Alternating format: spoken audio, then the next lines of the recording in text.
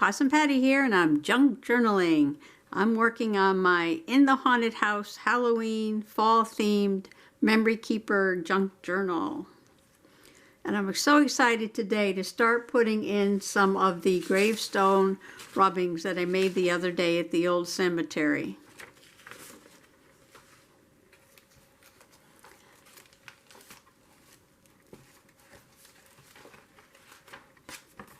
So I was thinking about starting on this page because there really isn't much on this page. And it can use a bit of decorating. So I think what I'm going to do is to try to put one of the rubbings on this piece of mixed media paper and then attach that to this page just to make it a little stronger, because I'm going to use the matte medium to paste it down. My little test sample came out pretty good. It seemed to stay on really nice, and I also tried to put a little bit of watercolor on top of it just to see how that would look. And that came out pretty good too. So that's what I'm going to be doing. I'm going to take one of the gravestone rubbings and affix it to this mixed media paper and make a new page in my journal. So I think I'm going to use this one. I really like the face and the little design around the edge.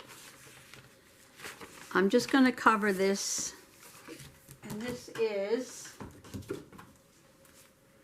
Strathmore Mixed Media, and it is, let's see, 140 pounds.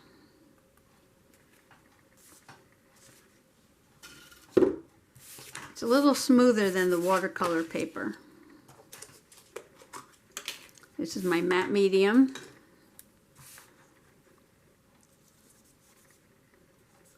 And I'm just going to cover the page.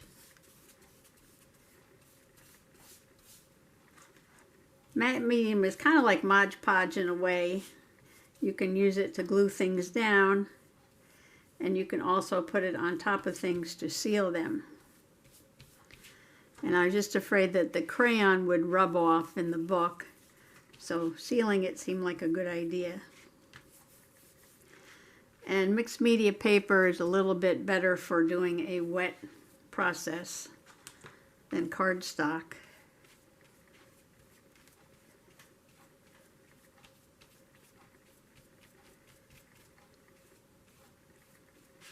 Okay, so I got that on there. Now I'm going to position my paper.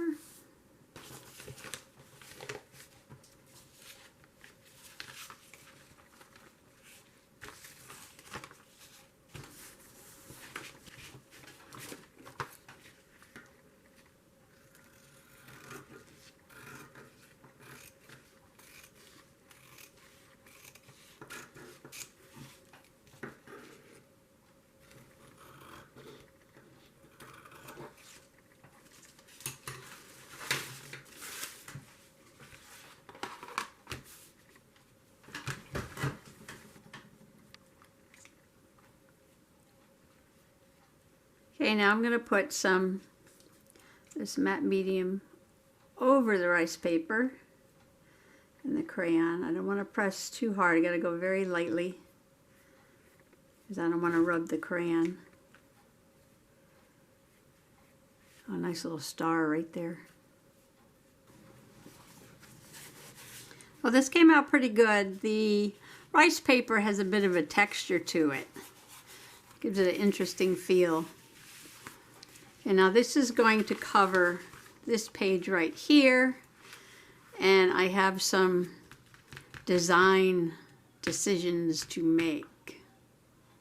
But first, let me show you what I got at the Dollar Tree. Aren't these so cute? I haven't even opened it up yet. Let's see.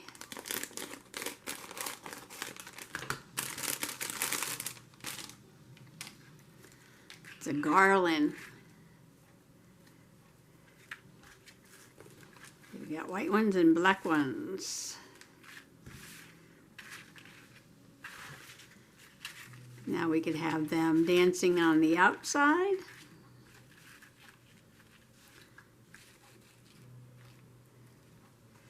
Or we can make some cards with them. We can make this into a pocket. And maybe put one on the outside and one on the inside, make a tag. I could add a little bit more color to this.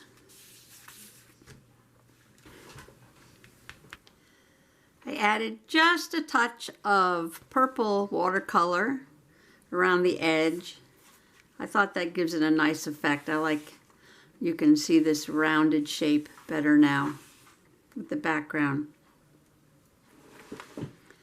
So I think that came out really well, and I think what I'm going to do is just stitch around the edge and make a side pocket. I might cut out 2 semicircles here, and then inside the pocket I'm going to make 1 card white, 1 card black,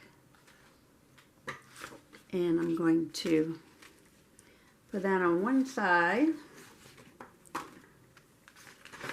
and I'm going to put this on the other side, and then when you flip it, I'm going to back it with this Tim Holtz paper that I bought last year on clearance, Abandon it's called, and I have 2 black and white photos.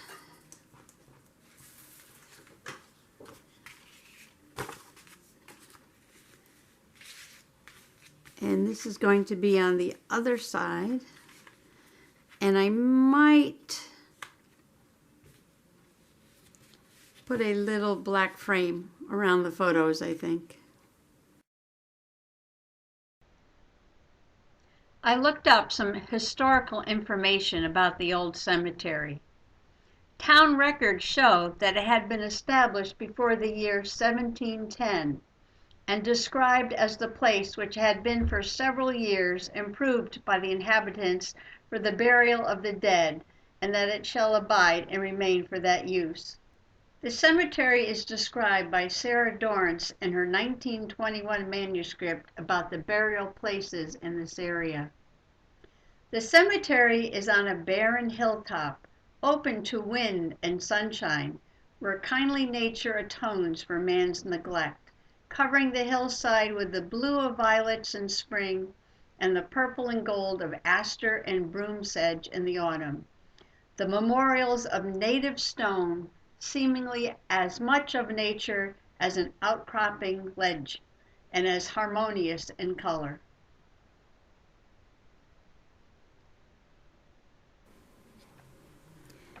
Okay, I did my simple sewing, just a straight stitch around the edge to make a pocket. It's a big pocket, so I cut 2 little notches out with my hole punch. And I also added an eyelet to the top of each skeleton head. And I used the ribbon that came with the garland. And now all I have to do is slide them into the pocket.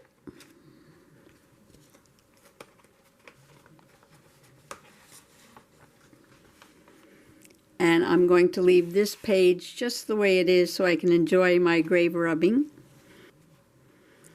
And 2 pullouts.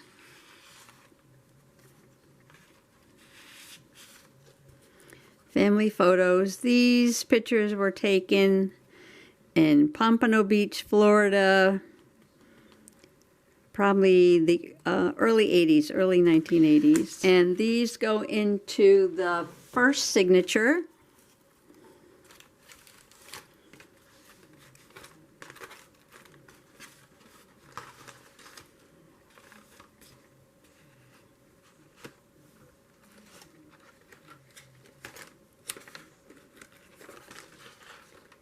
Gotta put